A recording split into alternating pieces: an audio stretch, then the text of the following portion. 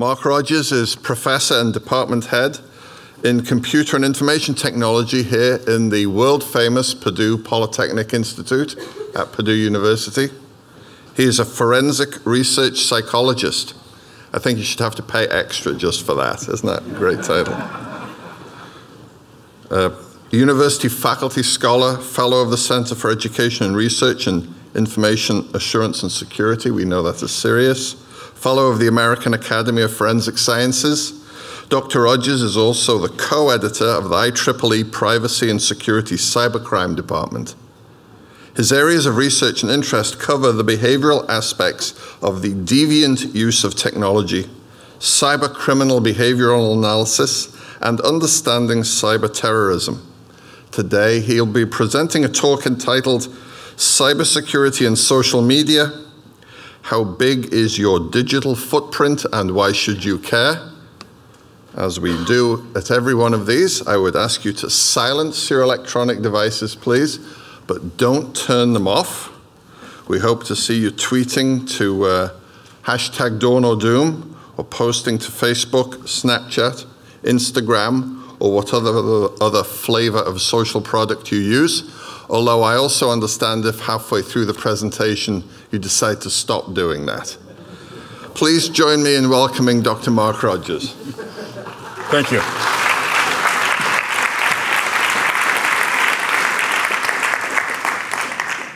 Can everybody hear me at the back?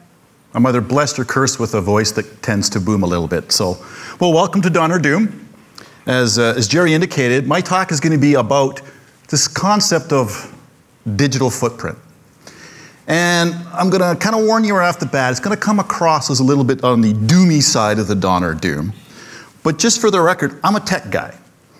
Just ask my wife. I'm a geek. I like technology. I've got my toys. I do online banking. I purchase stuff over the internet. So this isn't about fear. This is about understanding the cost-benefit analysis of technology. Nothing in life is without risk.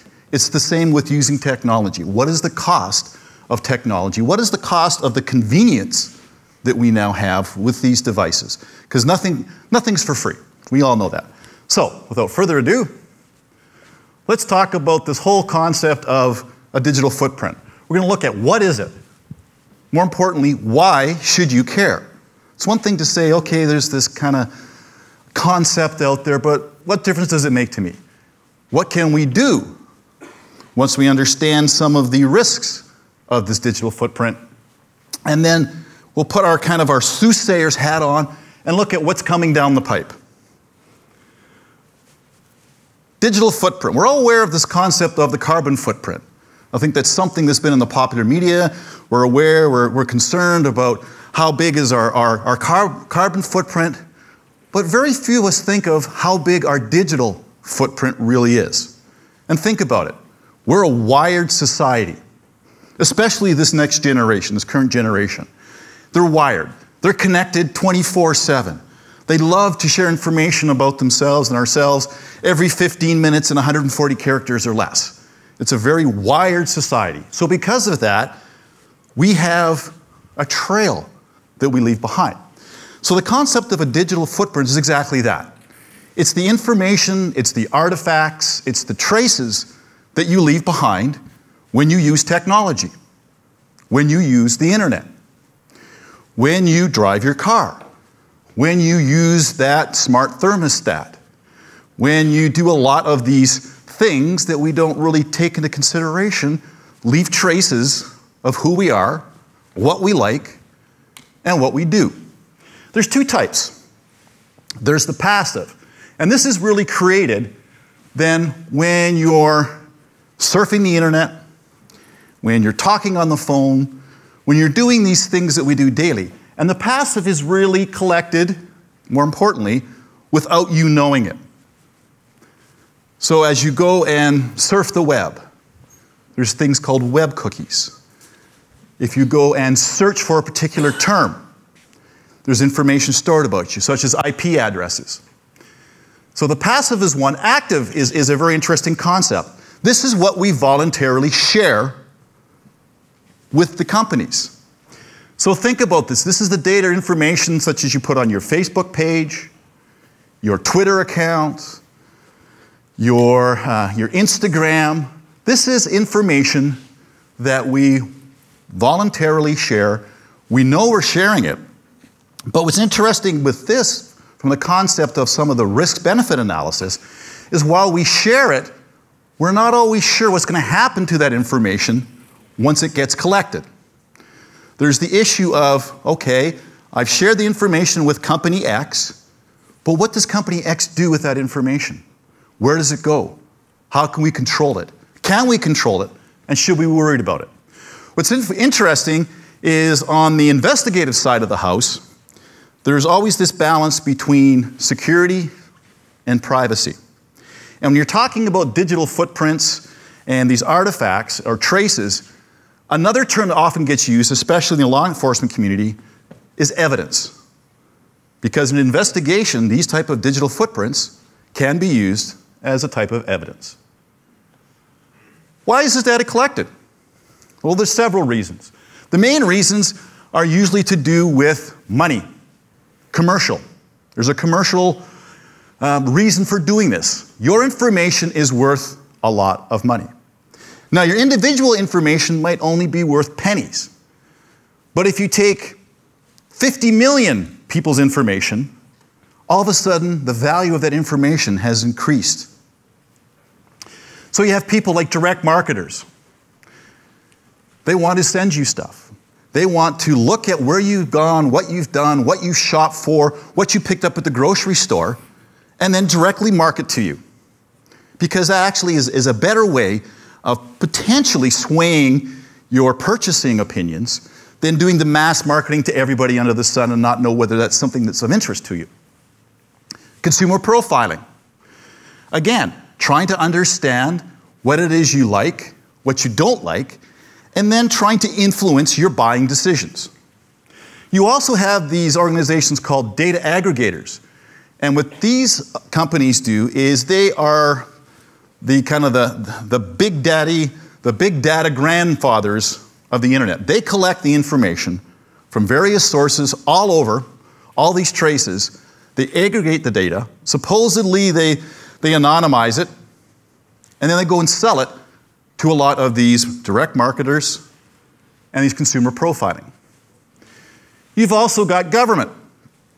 And thanks to some of the things that have happened over the past couple of years, some of the disclosures by some of the individuals that have decided to leak information, we know that various government agencies are looking at this data, are concerned about what's happening online, are using some of that same information that the marketers and the consumer profiling people are doing and using it for investigations, using it to try and determine the next terrorist attack, using it to try and determine is somebody going to commit a crime or somebody has committed a crime. And then you've got other. You've got the cell phone companies that are collecting information supposedly for engineering purposes, for purposes of troubleshooting their networks, troubleshooting your devices. This is information that, while it's used for those purposes, still says a lot about where you are, what you've done, and where you've gone. You've also got health insurers and insurance companies. This information is being collected so they get a medical profile. They can understand maybe what issues you might have health-related. They may look at passing this on to their underwriters and their actuarials to look at what's the risk factor you have now. Should your policy go up next time you try and renew your policy? Information such as that. Also, in some cases, there's always definitely a very positive. Is there something in your health history that they can basically tell you about early so you might be able to be proactive as opposed to reactive with your health care? So there's lots of various reasons why this information is being collected. Some good, some bad, but mostly it's neutral. Data in and of itself isn't good, evil, or anything else. It's neutral. It's what we do with that data that determines how much of a risk it could possibly be. So, tracking technologies. This is the passive side. There's all kinds of technologies out there. As we speak, there's new technologies coming online to track what you're doing. This became very obvious when the last bunch of operating systems got updated and the browsers got updated. And in those browsers was the concept of ad blocking. And man, did that ever annoy these companies that were trying to collect this information, because that's their bread and butter.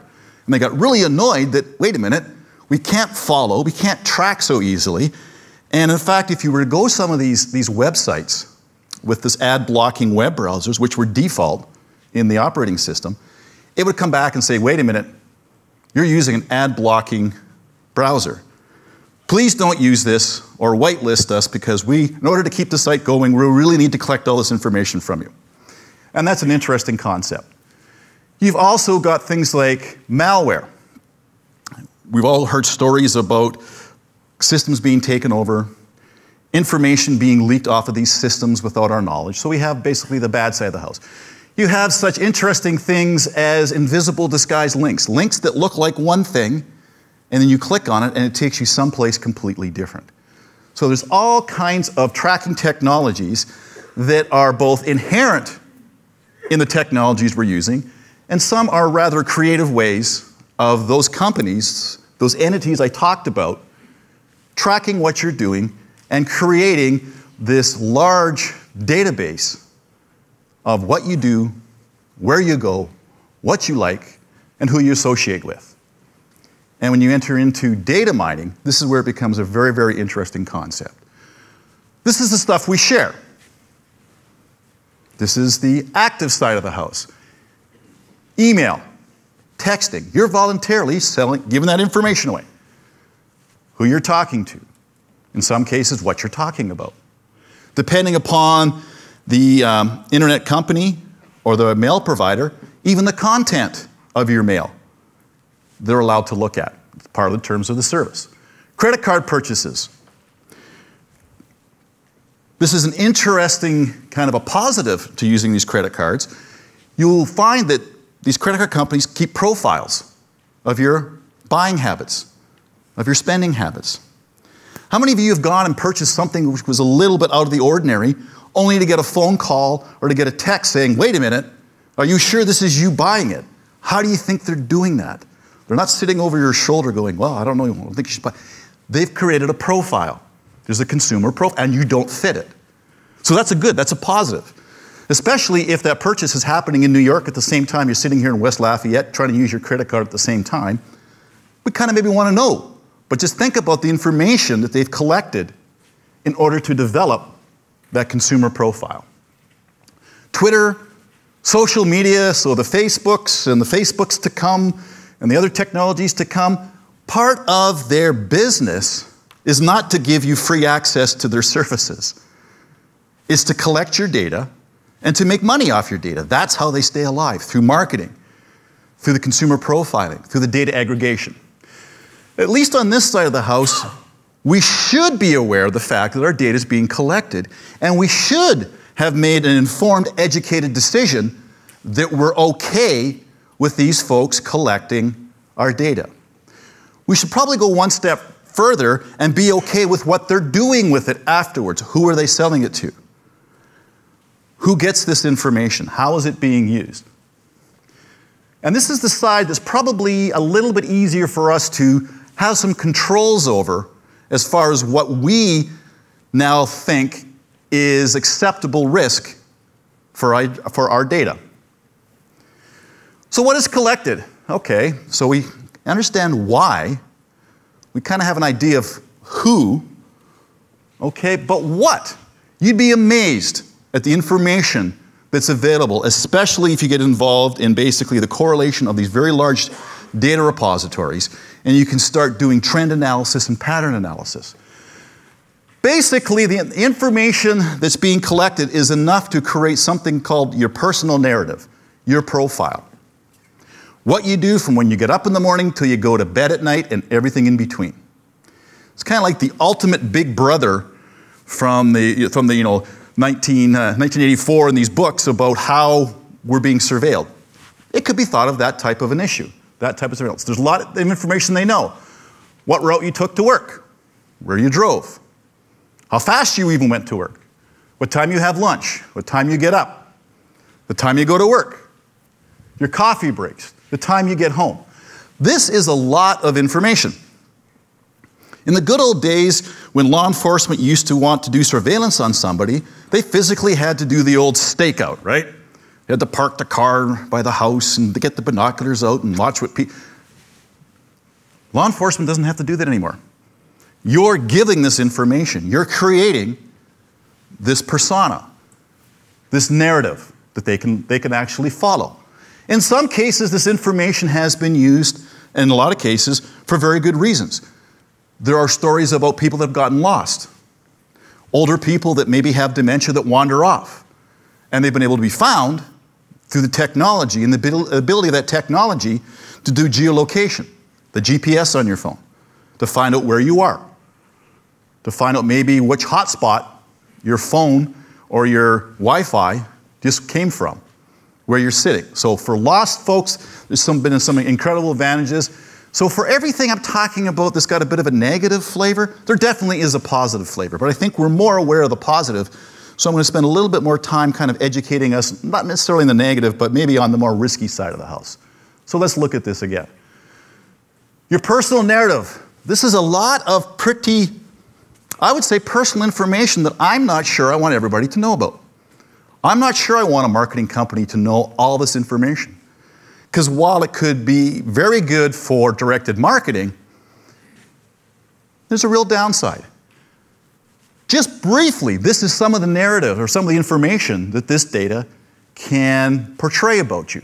What you like to eat, what you like to drink, what you watch on TV. That streaming, that's not necessarily for free or even for the low price that you're paying for it. You're paying it back, or the cost is information they're collecting about what you like to watch. The whole concept of the Nielsen rating has completely changed now with streaming TV and streaming video. Your partnership status. That could be important for a lot of different reasons. For healthcare, for child custody, you name it. Size of your family, your religion, your sexual orientation, your political affiliation, your circle of friends. Why would we be concerned about who knows who our friends are? There's at least a few reports where individuals who had been applying for loans, for credit, were turned down as being a high risk because the group of friends that they associated with were high risk. Didn't fit that profile that that financial institution thought was good or non-risky. So even the choice of your friends can affect decisions about you. Your current health. These days with the telemedicine and the telehealth care and everything is online, I'm not sure I want everybody to know my health information. I'm not sure maybe I want my employer to know everything about my health. Maybe my insurance company and my doctor, but not necessarily my employer. So each one of these things individually can cause people to go, hey, that's a little much. You combine this all together and it becomes even a bigger, and in some cases, we hope, precise picture, but not necessarily. One of the issues with your digital footprint and collecting all this data and creating these personas is you have no way right now of checking to see whether it's an accurate picture of you. Think about that. A lot of data is being collected about you. They're creating these profiles. They're creating basically the digital version of you. I'm going to show you what some of the decisions are being made based on that profile. And you do not have access to fact check it to make sure it's correct. Now, if anybody in this room doesn't think there's going to be errors made when a lot of this stuff is done on kind of a statistical basis, I have news for you. There's a good possibility it's not all accurate. So why should you care? Quite often people say, I'm not a criminal, I have absolutely nothing to hide. I'm going to challenge there's not one person in this room that doesn't have something that they really do not want to be made public. It doesn't necessarily mean you're a criminal, you're anything criminal, but there's parts of our lives which are private. And not everything we want shared. So, privacy, big issue. Well, What do I care if this information gets out there, because you're talking maybe it's a cybersecurity risk. Who's going to attack me? You would be surprised. If you simply have a connection to the internet, and you do with your phone, you are a potential victim for somebody to attack you. In a lot of cases, they're not after you, they're after an entry point, maybe into Purdue, into your bank, into your healthcare system. And you become that toe into that institution. And your information then gets used, in some cases, to create an attack vector, to go after something bigger. And in some cases, the attack's against you. In those cases, we've heard about things like identity theft and some of the really dark side. So let's have a look. What are some of the privacy concerns? Big concern is, what if it's inaccurate? Okay? Potentially, you could be denied employment. Employers go and check data, right? They actually go and purchase this information from these data aggregators and make decisions. It's very interesting. When I had a quick look at what was out there right now, the majority of the information on digital footprints is geared towards high school students, and the only warning they have is don't post bad stuff to Facebook, because you won't get a job. Well, obviously it's a lot more than that, but necessarily employers will go and look and purchase this information. If it's inaccurate, you could have a problem. Credit companies, due diligence, they go out, they look at the stuff, they create a risk profile. You could be denied health insurance, public humiliation. You could be basically slammed on the internet, defamed, have your picture on the front page of the local newspaper. And what's interesting is the media is very quick to put these pictures up there. But if it happens that you're innocent and it wasn't you, that's a little byline on the 9th page near the obituaries at the back of the paper. It's not going to be a retraction on the front page saying, oops, we're sorry. You're going to have to go digging for that. So you could be basically found guilty simply by being in the press. And in some cases, even arrested. The information could have shown that your phone, your computer was used to attack that financial institution. Your persona was used to create a false identity that went out and committed a crime. Wait a minute. All of a sudden, it's you. What if it's accurate? You could still be denied employment, denied credit, all those things I talked about. So this information is being used to make some very life-changing, serious decisions. In some cases, even to look at acceptance to university. So if this data is out there, it should be used, and it should be used in such a way that at least we have a chance of defending ourselves against it or challenging the accuracy of it. Also, from a privacy perspective, why should somebody else make money off of your data? Boy, it'd be a great idea if you got 0.0001% of every transaction that was made with your data being sold to somebody else. That'd probably be a pretty good income considering all the millions and billions of pieces of information that are being shared around. And in some cases, it's without consent. Company A will collect your data. Okay, I willingly allow this company to take my data because I want to use that functionality. I want that convenience of online shopping or fast delivery. But I didn't agree for you to sell it to these telemarketers who are going to call me at 9:00 a.m. on a Sunday and try to sell me something. Where do you think those numbers come from? They didn't come out and ask. Telemarketers are better than coming out to you and saying, hey, can we have your number so we can bother you 24/7, please? Okay, they're a little bit smarter than that. Not much, but a little. We'll give them a little bit of credit for that. They're buying this information. Well, I don't think if you knew that's how your information was going to be shared, you would have readily agreed, even if it did mean you would get your deliveries a day early. Because we're understanding the cost, benefit, the risk trade-off. One of the questions that comes up is, well, great, but can you ever really be anonymous online with technology? That's a very good question, and it's not one we can get into here because that is a completely different discussion.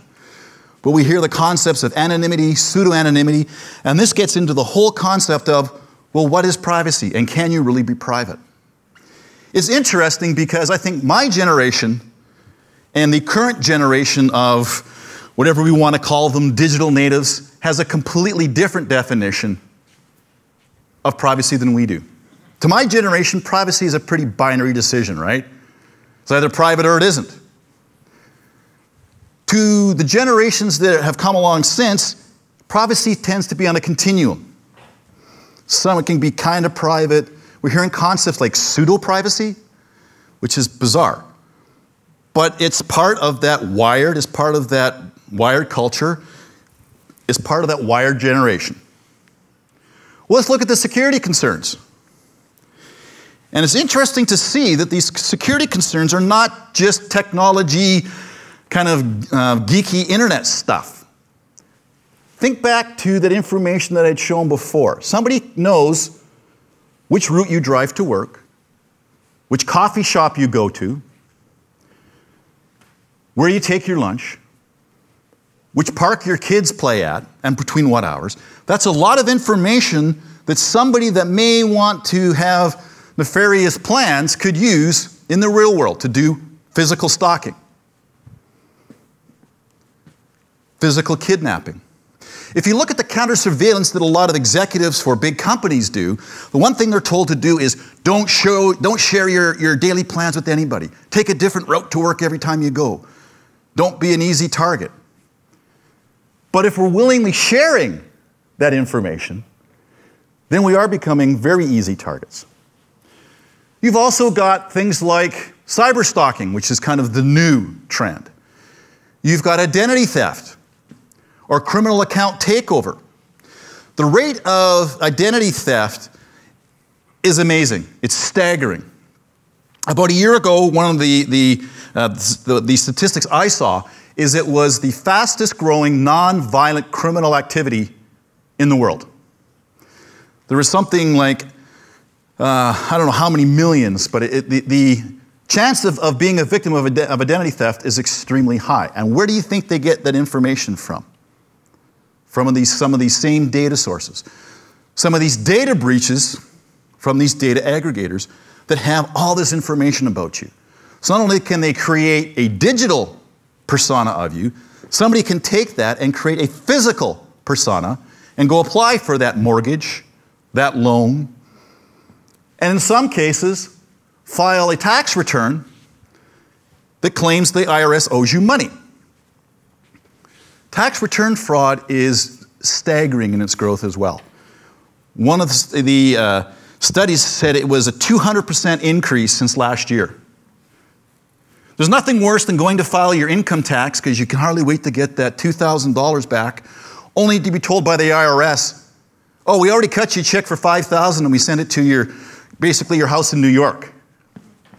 I don't live in New York, and so who's got my $5,000? I'll take the $5,000 if you want to give it to me, but it didn't come to me. Now the fun starts. Now you have to prove that you did not make that return, that it wasn't you. And when I say fun, I don't mean fun, because it's not fun. And there's a very, very high risk now that that's going to happen. So you can see that there's not just privacy, there's real-world security concerns. Okay, but they can be used for good. I, for one, would not want to go back to the days of having to wait 3 weeks for something to get delivered to my house from a catalog. I love to go online. I love to, much to the chagrin of my wife, to buy stuff and have it delivered the next day. That's cool. I don't want to go back. Purdue, big university. I don't want us to go back to the days where you had to line up in the gymnasium with these long forms and fill everything out and do everything by hand. It's nice to be able to do it, guess what? Online. It can speed that up. It's nice, even though it can be taken advantage of, to be able to file your tax return online. You don't have to mail it. Streamline healthcare. there's been numerous cases where the information that's been aggregated has actually saved somebody's lives. In some countries, the pharmaceuticals or the pharmacies actually have large databases. And in at least a couple of the instances, they were able to save somebody from taking 2 different types of medication that would have killed them combined. Okay, they contraindicated each other because they were able to go to the pharmacist when they went to fill this and go, whoa, wait a minute. You're taking such and such, you can't take this. That will kill you. It's being used to determine disease outbreaks. Zika, the N1H1, the avian bird flu, to find out where patient 0 is. My friends that do the epidemiology and all this cool stuff, they tell you finding out where that patient 0 is, finding out where that hot spot was that started this is really important for counteracting it. And in some cases, they can find out, because we're coming into, it's the winter time and flu season happens. The pharmacies can start stocking up because they can get reports from the CDC that says, oh, guess what, folks? Indiana's getting hit because people are Googling flu symptoms. What do I take for the flu? How long does the flu last? And that information is being collected, and it's being used to predict, you better start stocking up because they're going to come into the pharmacy because the flu's hitting. So early identification of health concerns. Some of the social media sites have been able to prevent some suicides. They were able, through the users and through their own monitoring, determine that information and the attitudes of the individual who had the social media site were becoming very dark and very negative. And that they were going into a very bad place, and they were able to do early intervention, they were able to call some support groups and prevent somebody from committing suicide. To me, that's a pretty big positive. Public and personal safety. This is fabulous. Tornado warnings in Indiana on your phone now. You don't have to buy that darn storm radio that never worked half the time and you couldn't find the batteries for it. Okay, the Amber Alerts. This summer, there was a lot of flooding in my area, and one day on the way to work, I'm driving up, and because of kind of the way they can do it with some geofencing, is it popped up and said, oh, wait a minute, around the corner about a half mile down, the bridge is flooded out. Take a different route. That's pretty cool information. I like to know that before I'm stuck tires deep in water. So yes, there's definitely some good. And there should be some good. My argument is not that the collecting of the data is necessarily bad. My argument is we need to be aware that this data is being collected. We also need to be aware that we get nothing for free. In order to get the convenience, in order to get the functionality, we have to give something up. The cost of this right now is our privacy, is our personal information. So as long as we're informed consumers and we understand that, then I think we can make good decisions. But quite often we don't think of that. We don't consider what is the cost of giving your phone number out, your information out to anybody. So how do we control it? Well, it's definitely easier to control on the active side of the house, isn't it? Maybe you don't post everything in 50-minute increments on your social media site. Maybe you let them guess where you are for a half hour. Throw them right off. Okay, and maybe you look for something you're really not interested on Google just to throw them right off. In fact, there was some technology that came out for some of these search engines that would do that. It would throw up random search terms all the time, so it would keep these people, it would keep the companies that were aggregating this and the algorithms completely confused because you liked everything from zucchini to eggplants to mountain biking to yoga to monster truck rallies and everything in between. That's a pretty broad profile. So we can do stuff on the active side. I put this up not because I believe you can actually do it, but because it's always on the sites. Use your cash, not your cards. Well, easier said than done. And in fact, depending upon some cities and some countries where you go, they're not taking your cash. Or it's an extra charge if you try to pay with your cash because everything, they want electronic. Something that is simple, but a lot of us forget to do, is keep the antivirus and the anti-malware software updated. Not just on your computer systems, folks, but on the computer system that's sitting on your hip right now, that smartphone. This is a rhetorical question, do not put your hand up. But how many people actually have antivirus or anti-malware software on their phones? Think about it, okay? That is a very powerful little computer with a lot of information, including probably your banking now, that's sitting on your hip, that's probably wide open. How about on the technology side? How about on the passive? Well, there's ad blocking technology.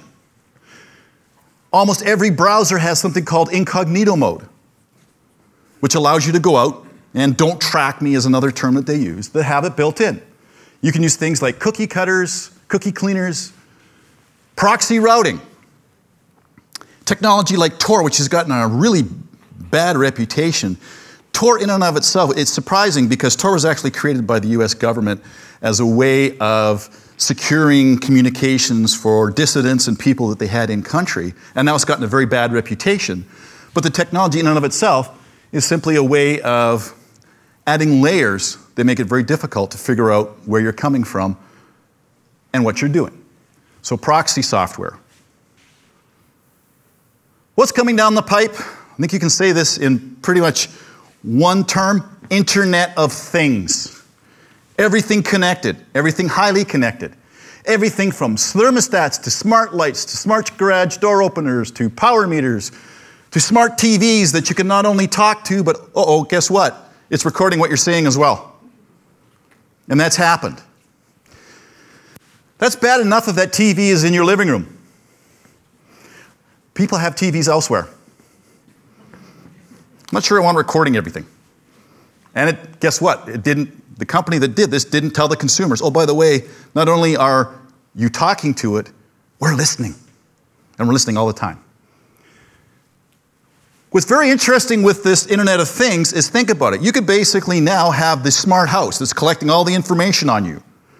Okay, you could be basically driving home and your car notifies your garage door to open, which notifies your thermostat to turn on, which notifies your lights to start, which notifies your coffee maker, and all this information is going back somewhere, leading to that problem. Now your cars even know a lot about you. The cars all have the smart technology. The cars know what you're going, how fast you were going, whether you actually had the brakes put on before that accident or not.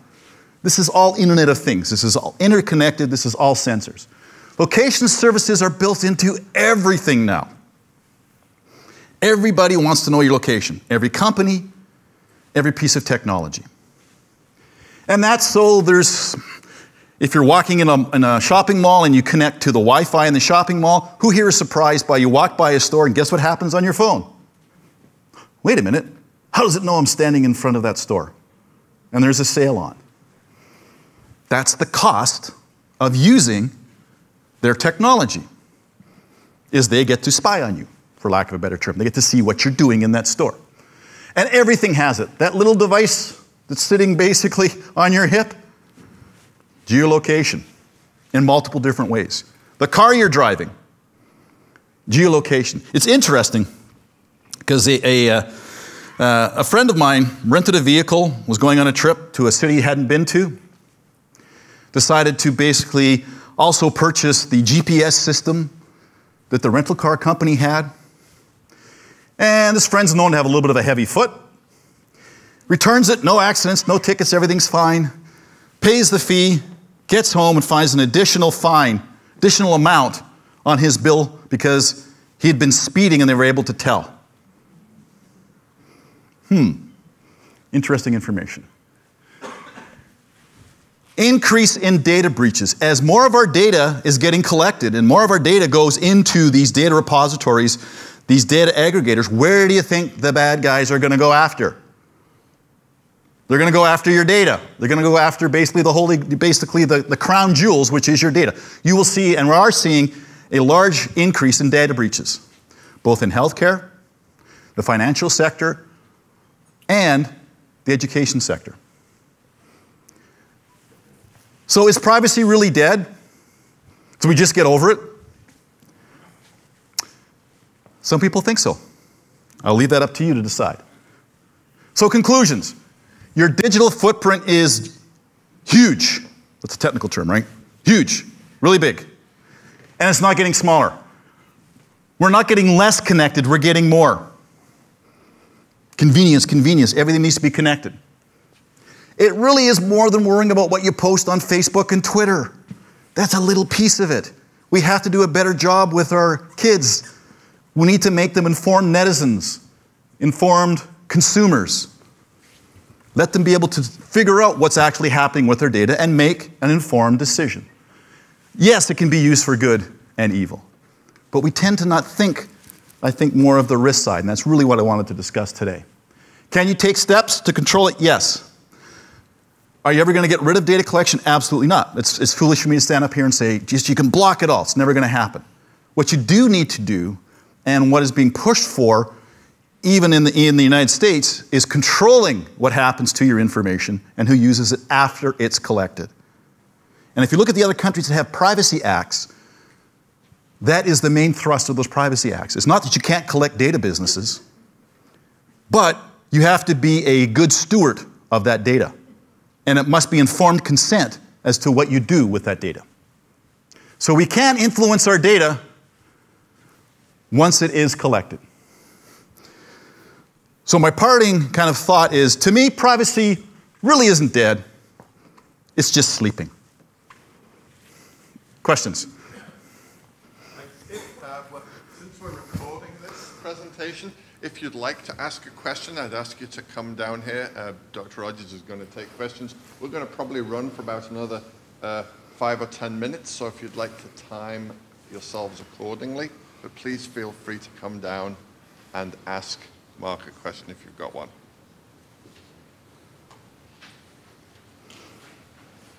I think they're all in a state of shock now. No, I'll be the victim since I'm used to being a victim in your classes. Oh, okay. So basically, it's a people problem more than a technology problem as far as the use of the data, whether good or evil. And then the checks and balances, is it a consumer-based approach to enforce those checks and balances, or is it a governmental policy regulation approach? You're right. It's not the data in of itself isn't the problem. Technology. It's what we do with it and how it gets abused that becomes the problem. But as far as the solution, it's both. If you look at the countries that have actually passed privacy legislation and privacy acts, and the U.S. does not currently have one. Most of the other countries that we play with and are in, with the G7s have it. The thrust of that is both. It's informed consumers. It's a government watchdog group that basically makes people play by the rules. And it's some, and I hate saying it, it's some regulatory bodies or some regulations that have teeth to it if you violate it. We've seen something similar with HIPAA, okay? And so it is a combination. It's not just you basically have to let consumers, because the consumer model, in a lot of cases, people aren't even aware that this is what's going on. So to have a consumer-driven approach, everybody would have to be an informed consumer. That's not a reality.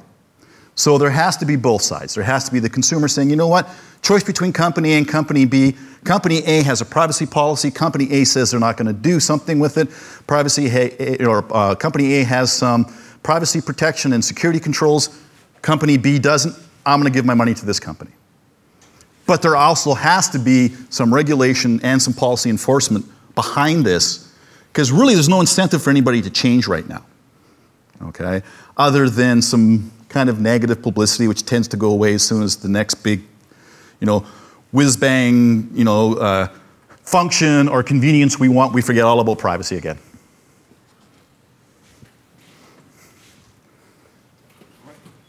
All right, thank you very much. Enjoy the rest of the conference.